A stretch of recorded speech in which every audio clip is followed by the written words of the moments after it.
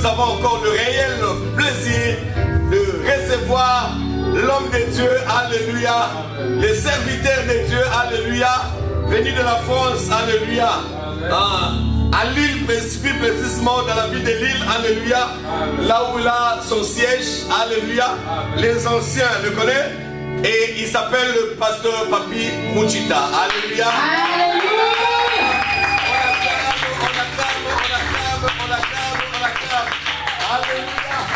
Il est là, que le Seigneur vous bénisse. Quelqu'un dans la joie? Amen. Vous savez, les pasteurs sont des éternels étudiants. On relit encore, on relit, on vérifie encore, parce qu'on apprend tous les jours. Amen. Pas plus tard qu'il y a 2 dimanches, je parlais à la cité, je venais de découvrir que Asna, son nom signifie celle qui appartient à une déesse, qui était la déesse qui produisait beaucoup de choses en Égypte. Et c'est pourquoi depuis que Joseph a fait l'interprétation du songe de Pharaon, il n'a plus jamais fait une autre chose. Tout simplement parce qu'il avait épousé une fille qui était issue d'un père sacrificateur du ténèbre et qui était sorcière et qui a bloqué tous les dons. Il fallait que le père vienne pour changer beaucoup de choses. C'est notre thème, on en parlera. Alors les amis, je suis dans la joie. Est-ce que tu peux dire à ton voisin, Dieu est amour? Dieu est amour, Dieu est amour.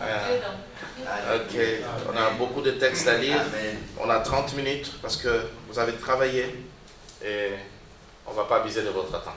Dieu est fidèle. Beaucoup de textes à lire et beaucoup de bonnes choses à dire. Les amis qui nous suivent sur Internet, que Dieu vous bénisse. Alléluia. On est dans la joie. Après notre séquence de Lagos, nous sommes maintenant ensemble à Istanbul et la vie de quelqu'un sera bénie. Amen. Notre premier texte, Genèse chapitre 1, verset 1. Il est écrit, Genèse 1, chapitre 1, verset 1, au commencement Dieu créa les cieux et la terre. Il est écrit Genèse, il est aussi écrit dans Genèse chapitre 1, le verset 26. Puis Dieu dit, faisons l'homme à notre image, faisons-les à notre ressemblance. Et la Bible dit encore dans Genèse chapitre 2, verset 7, l'Éternel Dieu forma l'homme de la poussière de la terre et il souffla dans ses narines et il devient une âme vivante. Et notre texte qu'on va lire encore est dans Jean, celui-là il est long. Jean chapitre 9, vous y êtes ensemble? Jésus vit en passant un homme aveugle de naissance. Ses disciples lui posèrent cette question. Rabbi, qui a péché, cet homme ou ses parents, pour qu'il soit né aveugle? Je lui ai répondu, ce n'est pas que lui ou ses parents aient péché, mais c'est enfin que les œuvres de Dieu soient manifestées. Dis à quelqu'un, les œuvres de Dieu doivent être manifestées dans ma vie. C'est pour que les œuvres, il faut que je fasse tandis qu'il est jour, les œuvres de celui qui m'a envoyé. La nuit vient où personne ne peut plus travailler. Le verset 10, après avoir dit cela, il cracha à terre et fit de la boue et de la salive, puis il appliqua cette boue sur les yeux de l'aveugle et lui dit, va, lave-toi au réservoir de Siloé, donc qui signifie envoyé. Il alla, il se lava et s'en retourna en voyant clair. Ses voisins et ceux qui auparavant l'avaient connu m'ont dit en disant, n'est-ce pas lui? C'est lui qui mendiait. Les uns disaient, c'est pas lui, les autres disaient lui. Mais il ressemblait, lui-même disait, c'est moi. Et ils lui dirent, donc, comment tes yeux ont-ils retrouvé? Il répondit, l'homme qu'on appelle Jésus a fait de la boue, a oint mes yeux et m'a dit, va te laver au réservoir de Siloé. Seigneur, change les logos en rément dans le nom de Jésus. Des grâces, fais-les pour nous. Amen.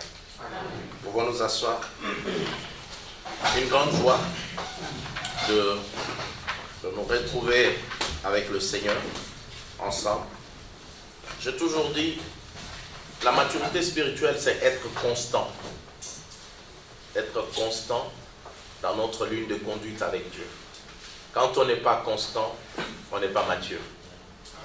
La maturité, c'est être constant.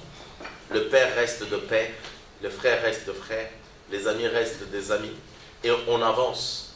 C'est que j'aime un homme qui s'appelle Dag, il est tellement riche financièrement. Il a tellement de méga church. Mais entend lui parler de Duncan Williams, qui n'a pas autant d'églises que lui, autant d'argent que lui, mais ça reste toujours un père. On ne change pas des statuts de quelqu'un parce que nous on a monté. Ce n'est pas la quantité d'eau qui change les lits auxquels il est. Les lits de l'eau restent toujours tel qu'il est. L'eau peut monter, mais le lit reste tel qu'il est. Et nous bénissons Dieu qui nous garde à être constants. Nous avons dit que nous développons ce terme, un Dieu invisible, mais qui fait des choses visibles. Quelqu'un m'entend là au fond, non? J'ai une voix qu'on m'entend clairement. Ok, je n'ai pas besoin de déranger le voisin. Il faut être intelligent dans la vie. Un Dieu invisible, mais qui fait des choses comment? Visibles. Quelqu'un m'entend et dit Amen. Amen. Amen. La Bible dit dans Genèse chapitre 1, au commencement Dieu créa le ciel et la terre. Maintenant, je me pose la question. Mais quand tu avances au verset, il dit Dieu créa le ciel et la terre. Où est le problème? La Bible dit dans Genèse 1, verset 26, que faisons l'homme à notre image et à notre ressemblance. Et dans Genèse 2, 7, il dit encore créons l'homme. Où est le problème? Je ne comprends pas là. C'est parce qu'en réalité, le visible précède toujours, l'invisible précède toujours le visible. Amen. Le Dieu que nous vous prêchons, c'est un Dieu invisible. Et comme Dieu a existé par lui-même, et dans son existence, il s'est fait d'abord qu'il était invisible. Et étant invisible, il a commencé d'abord par créer le monde invisible. Et le Genèse 1, verset 1, le ciel et la terre, c'est-à-dire c'est la création du monde invisible. Et dans ce monde invisible, il a créé Lucifer. Dans ce monde invisible, il a créé des anges.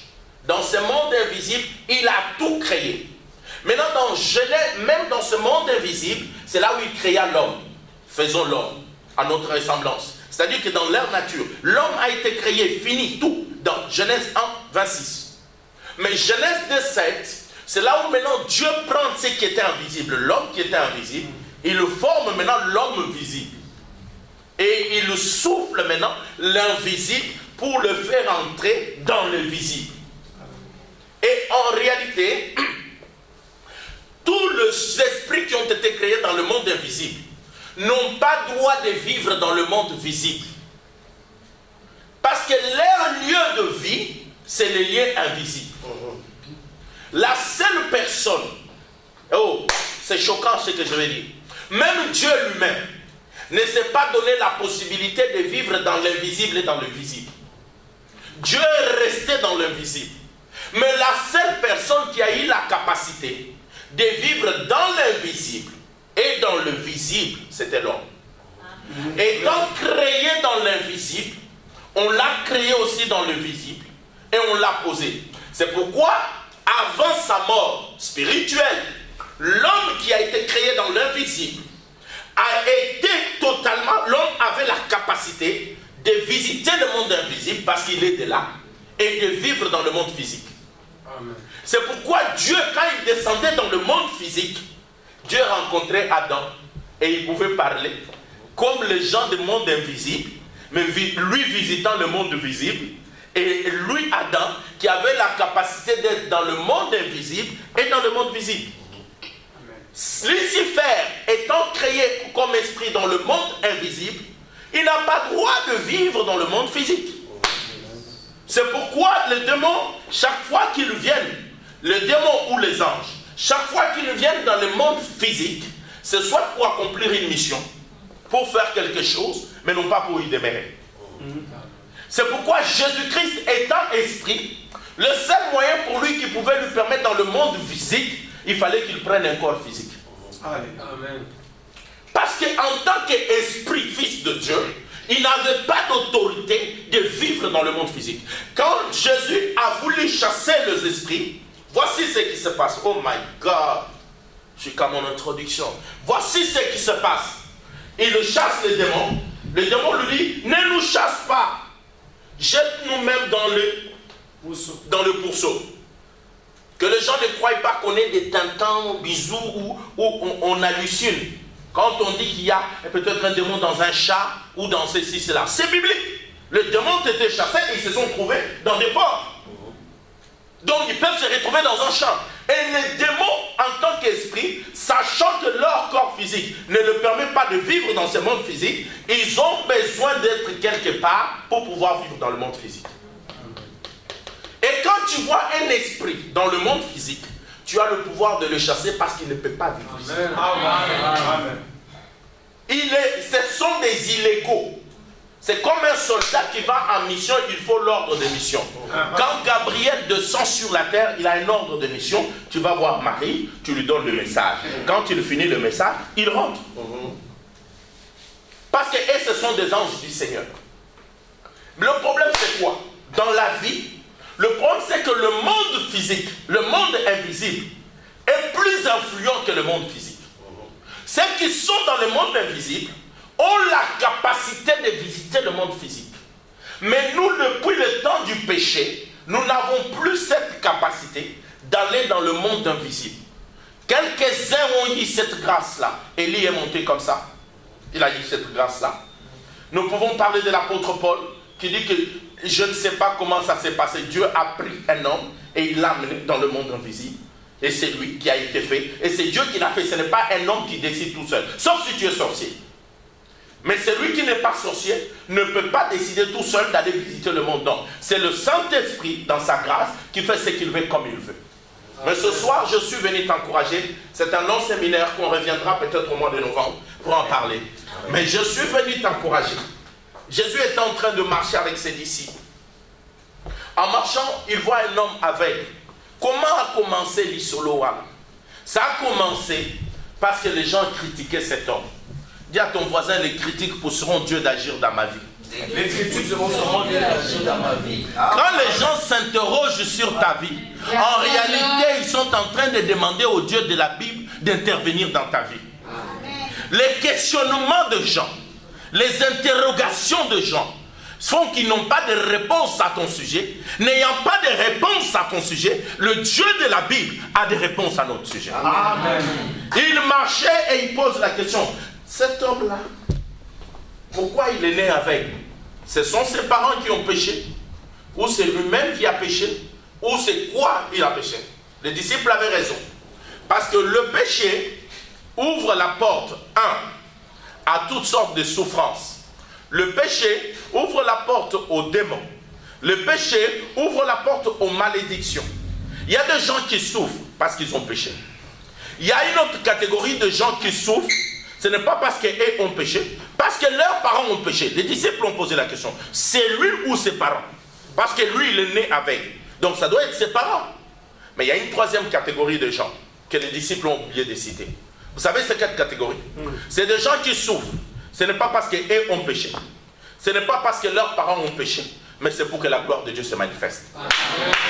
Et je veux dans la vie, même si tu souffres, je veux que tu sois de cette troisième catégorie. Amen. De gens qui ne souffrent pas à cause de leur péché, ni à cause de leur désobéissance, ni à cause du péché de leurs parents, ni à cause de leur propre péché, mais c'est pour que la gloire de Dieu se manifeste. Amen. Il y a des gens dans nos églises que nous avons condamnés, que nous avons tout cherché de trouver tellement de démons dans leur vie. Nous avons fait tout ce qu'il faut. Et on s'est dit non, il faut aller à Yamboula. Il doit avoir quelque chose qu'il cache. Il doit avoir quelque chose qui s'est passé, tout simplement. Parce que parfois, notre incompétence, parce que nous sommes des pasteurs, mais nous ne sommes pas de Dieu. Nous sommes des hommes de Dieu. Avant Dieu, il y a homme. Donc dans homme, il y a des imperfections et dans Dieu, il y a la perfection. Et en tant qu'homme, nous n'avons plus toute la science connue. Et l'apôtre même de tous les apôtres dit, l'apôtre Paul, dit que nous connaissons en partie, nous prophétisons en partie. Le plus grand de tous, le prophète Élisée, c'est lui qui est entré dans le monde spirituel. Allez chercher le fils de la veuve de Sunam. Quand il est mort, Élisée n'était pas au courant. Parce que Dieu ne dit pas tout au prophète. Si vous voyez un prophète qui a toutes les réponses, alors il est Dieu. Dieu ne dit pas tout au prophète. La Bible dit ce qui est révélé est à nous, mais ce qui est caché à Dieu. Il restera Dieu parce qu'il faut qu'il y ait une partie cachée qui ne nous revient qu'à lui seul pour avoir la révélation. Et la maturité spirituelle consiste à, si je ne comprends pas quelque chose, je préfère me taire. Amen. Et l'immaturité, c'est vouloir tout expliquer et tout comprendre. Et faire comprendre aux gens. Quand on était immature, on croit que dire à son fidèle que ça je ne comprends pas, veut dire qu'on n'est pas mature. Il y a des choses, même si on est pasteur, je venais de vous le dire à l'introduction, on est pasteur, mais on est un éternel étudiant. On apprend tous les jours. On court derrière la connaissance. Oh, proverbe dira, le manque d'expérience fait qu'on est léger. Proverbe 9 dit que c'est lui qui n'a pas d'expérience, qu'il court vers celui qui a de l'expérience. Aujourd'hui dans le ministère, il y a des gens qui ont 4 ans de ministère, ils sont des archibishops. Je ne sais pas comment ils font. Nous autres quand même, ça fait 23 ans que nous prêchons, nous sommes que des ouvriers du Seigneur. C'est pas mauvais d'avoir un titre, mais il faut que le titre, il ne faut pas porter un titre plus gros que ta taille quand même. C'est comme un costume plus gros, ce n'est pas bon. Je préfère avoir une taille plus imposante et que les gens trouvent que je porte un costume qui me sert beaucoup. C'est pas grave tout simplement. Et que porter un costume plus gros, vous ne croyez pas qu'il y a un problème quand même? Quelqu'un m'entend et dit Amen. Amen. Les questions ont été posées. Et étant posées, on ne sait pas expliquer certaines choses. Ma fille, mon fils, peut-être tu as un cas dans ta vie dont on ne trouve pas de réponse. Mais laisse-moi te dire qu'il y a certaines souffrances qui doivent nous arriver parce que le nom de Jésus doit être glorifié. Il y a certaines situations qui peuvent arriver, que tu as tout fait, mais du moment que tu es dans l'intégrité, dans la crainte de Dieu, obéissant à Dieu, obéissant à l'homme de Dieu, suivant le principe de l'église, marchant dans la crainte de Dieu, n'ayant de problème avec personne, un cœur pur, s'agenouillant devant le Seigneur, donnant sa dîme, je préfère m'attendre au Seigneur. Je préfère être de ceux qui souffrent parce qu'ils attendent des miracles de Dieu. Je préfère que Dieu te bénisse, qu'un miracle te suit au nom de Jésus. Que Dieu bénisse les femmes qui cèdent de telles choses. Que je préfère être de ceux qui souffrent parce qu'ils attendent quelque chose de Dieu. Que plutôt que ceux qui font des raccourcis. Laisse-moi te dire, il peut être long le chemin par lequel le Seigneur t'amène. Mais laisse-moi te dire, le jour où il est au Simba, le monde saura que Dieu est avec toi. Le jour où ça va se passer, Alléluia. Il y a plus de 10 ans de cela, si le pasteur Alain était reparti à Kinshasa, il allait amener une seule valise et un seul costume. Mais cette fois-ci, quand il est parti, comment il était à l'aéroport? Donc, ça a pris du temps, mais Dieu te ramène avec d'autres relations, d'autres contacts, d'autres manières de voir les choses. Le parcours de Dieu peut être rocaillé et compliqué. J'ai toujours dit dans ma prière, tes méthodes sont incomprises des hommes, mais elles sont parfaites. Je préfère être dans son chemin, dans son parcours, même si elles apparaissent imparfaites, mais je crois à la perfection du Dieu de la paix. Oh, quelqu'un est béni ce soir. Est-ce que quelqu'un est avec moi ce soir? Est-ce que quelqu'un est avec moi ce soir? Dis Amen plus que ton voisin et que je t'aime. Dis encore Amen plus que ton voisin ce soir. Les questions, dis à ton voisin. Vous pouvez vous poser des questions sur moi parce que Dieu va répondre un jour. Amen. Dis-le à ton voisin, vous pouvez vous poser des questions sur moi, mais Dieu va répondre. Non, dis-lui, lui n'a pas entendu, change de voisin. Dis-lui, vous pouvez. Hein? Mais ce que j'aime avec cet homme, il est né aveugle. Mais malgré qu'il est né aveugle, il ne s'est pas fâché contre Dieu. Amen. La Bible dit qu'il a répondu à certaines personnes en leur disant, quand on leur dit qui t'a guéri, il dit, écoutez, moi là, je suis né aveugle. Est-ce que je n'ai jamais entendu parler qu'on a guéri un aveugle de naissance? Comment le sais-tu? Parce que malgré qu'il était aveugle, mais il a appris la parole de Dieu. Il a appris tout ce qui est écrit dans la parole. Un aveugle ne voit pas tout, mais il a appris comment la parole de Dieu dit ceci ou cela. Mais toi là, tu n'es pas né avec des naissances, mais tu n'apprends pas la parole. Tu n'apprends pas la parole. Tu la négliges. Tu ne la considères pas. Les théâtres ont plus de place que la parole. Mais il y a un problème quand même. Parce que c'est la parole qui crée toutes choses. Au commencement était la parole, et la parole était avec Dieu, et la parole était Dieu. La parole visite le monde invisible et visite le monde visible. La parole peut aller chercher quelque chose dans le monde invisible et l'amener dans le monde visible. Parce que c'est la parole qui a créé le monde invisible et qui a créé le monde visible. Mais toi, tu n'aimes pas la parole. Tu passes du temps à écouter les critiques et plutôt que la parole de Dieu. Tu ne vois pas que tu te fais mal. Ceux qui méditent la parole, leur langage est différent. Amen. Comme j'ai toujours posé cette question. Si je prends du pain, je mets dans l'eau, je fais sortir, j'appuie, qu'est-ce qui sortira? L'eau. Si je prends du pain, je mets dans le lait, j'appuie, qu'est-ce qui sortira? Lait. Si je prends du pain, je mets dans le jus, j'appuie, qu'est-ce qui sortira? Jus. Si je prends du pain, je mets dans le café, j'appuie, qu'est-ce qui sortira? Si je prends du pain, je le mets dans le chocolat, j'appuie, quand je fais sortir, qu'est-ce qui sortira? Chocolat. Si tu médites tellement la parole et on appuie, qu'est-ce qui sortira? La parole. Voilà. Amen. Tu critiques agis impulsivement parce que tu ne laisses pas place à la parole. Quand la parole est en vie en nous, c'est pourquoi l'apôtre va dire, ce n'est plus moi qui vis, mais c'est la parole qui vit en moi. Et quand la parole vit en nous, nous avons toutes sortes de réponses, mais ces réponses doivent être conformes à la parole. Celui qui habite sous l'ombre du Très-Haut repose à l'ombre du Tout-Puissant. Et il dira à l'Éternel, mon refuge, ma force terrestre, mon Dieu, en qui je me confie. Ceux qui méditent la parole, leur langage est différent. Leurs attitudes sont différentes. Et ils peuvent faillir, mais tout de suite ils se repentent. Mais la repentance n'est pas seulement devant le pasteur. La première repentance c'est devant ta femme. Si un homme chrétien ne sait pas demander pardon à sa femme, ne sait pas dire chérie pardonne-moi, tu es toujours comme un soldat de cadeaux. Tu es encore païen. Tu dois te convertir. Amen. Quand la Bible dit aime ton prochain, le premier prochain c'est qui? C'est ta femme. Amen. Il y a des serviteurs à l'église. Oh bonjour ma soeur, bonjour. Mais ta femme à la maison. Le premier prochain, dis à ton voisin, le premier prochain c'est ta femme. Surtout toi là que je parle, à toi, oui. Le premier prochain c'est ma fille là, ta femme. Le premier prochain. Amen. Quelqu'un m'entend et dit amen. Quelqu'un est avec moi ce soir. Quelqu'un est avec moi ce soir. Vous connaîtriez la parole et la parole vous affranchira. Amen. Il est né avec le grandissant, mais malgré il est né avec, il a appris la parole. Et la deuxième chose, il est né avec, il a dit voir je ne peux pas voir, mais je peux au moins apprendre à parler.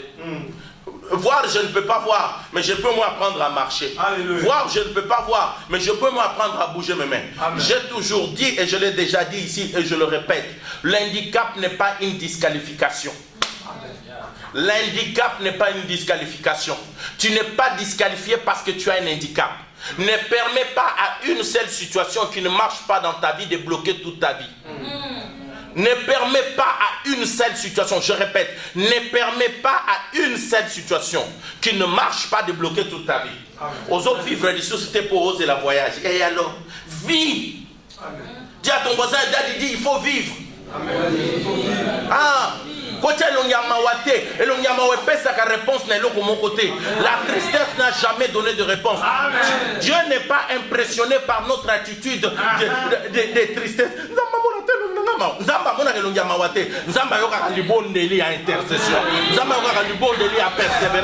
Dieu n'a jamais été affecté par les attitudes des hommes. Pourquoi ça va ton attitude? Papa, papa,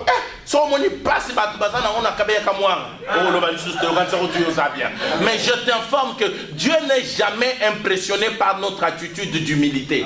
Dieu est impressionné par la prière, l'attitude du cœur et la persévérance. Ne permets pas à une seule situation qui ne marche pas de bloquer toute ta vie. Amen. Oh, je ne suis pas marié, alors tu arrêtes de vivre parce que tu n'es pas marié? Non, tu dois vivre. Amen. Tu dois vivre. Est-ce que quelqu'un m'entend et dit amen? Amen. Ah, parce que tu dois vivre.